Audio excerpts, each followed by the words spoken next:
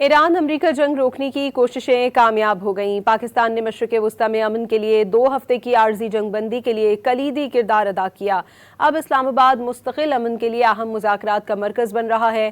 پاکستان کی میزبانی میں ایران اور امریکہ کے اہم مذاکرات اسلام آباد میں ہوں گے۔ امریکی اور ایرانی قیادت آج اسلام آباد پہنچے گی۔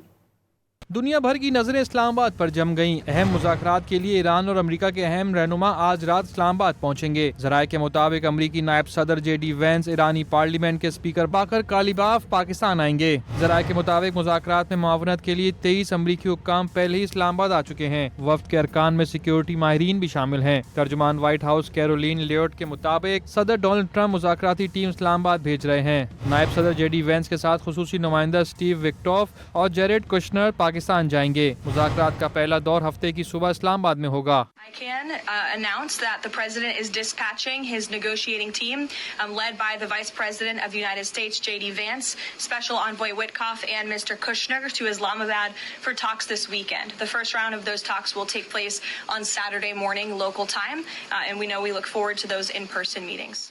جنگ بندی کے موقع پر اپنے ٹویٹ میں وزیر اعظم شہباز شریف نے امریکہ اور ایران کو اسلام آباد میں مذاکرات کی پیشکش کی تھی۔ ایرانی صدر مسعود پزشکیان نے وزیر اعظم شہباز شریف سے ٹیلی فونک گفتگو میں تصدیق کی تھی کہ اسپیکر باقر کالیباف کی زیر قیادت ایرانی وفد پاکستان آئے گا۔ پاکستان میں ایران کے سفیر رضا امیری مقدم نے بھی کہہ دیا کہ اسرائیل کی جانب سے جنگ بندی کی خلاف ورزیوں کے باوجود ایران پاکستان میں ہونے والے مذاکرات میں حصہ لے گا۔ دنیا کو امید ہے کہ اسلام آباد میں امن مذاکرات کا یہ اہم دور خطے اور عالمی امن کے لیے اہم بنیاد فراہم کرے گا۔ عالمی مذاکرات کے حوالے سے پاکستان میں بھرپور انتظامات کیے گئے ہیں۔